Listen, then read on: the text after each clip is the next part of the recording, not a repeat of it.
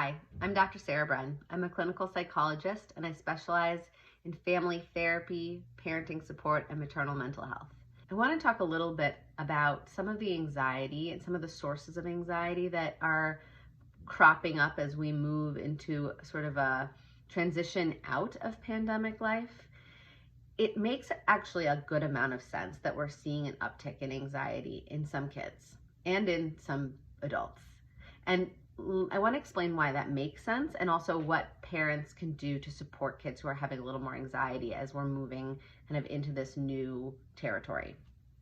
So when you think about anxiety, there are sort of two big pieces that increase our sense of anxiety. One is the unknown and the other is a lack of control. And so even though COVID for the last year and a half has really made it so that we felt, it's been very disruptive to our life, it's also been pretty consistent over the last year. And so we've fallen into our rhythms and our routines and we know what to expect. And now all of that is getting shaken back up again, which can lead to kids understandably feeling more anxious. They're being asked to separate more from their parents. They're being asked to try things they haven't done in a while. They're being asked to do things that for the last year we've been telling them have maybe not been safe to do. Now we're telling them it is safe to do, and to shift kind of headspace like that is a hard thing for kids to do. And so it makes sense that we might be seeing an increase in anxiety in kids as we move sort of out of the way we've been living for the last year. So how do we support that? As parents, one of the best things we can do in supporting our child's anxiety is to walk this line between validating their experience and understanding the fear while not over accommodating the desire to avoid the thing that's scary. We don't want to dismiss the fear. It's valid that they feel scared about, you name it, X, Y, Z. It makes sense that they feel scared to go on a sleepover for the first time in a year. It makes sense that they feel afraid to be the new kid on the playground when they haven't been dealing with those exchanges in a while. We want to validate that.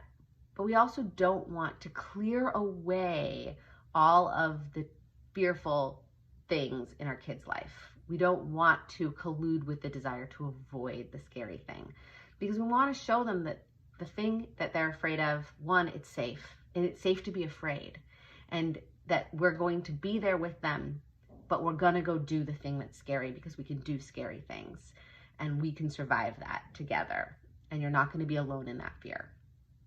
So if you are feeling like you want to support a child who's having increased anxiety, think about ways that you can validate while not over accommodating the fearful thing. And if you're noticing that your kid's anxiety is starting to really interrupt their ability to move through the day and to, eat, sleep, do all those things, socialize, or enjoy the things that they used to like to do, it might be worth seeking out some support from a professional.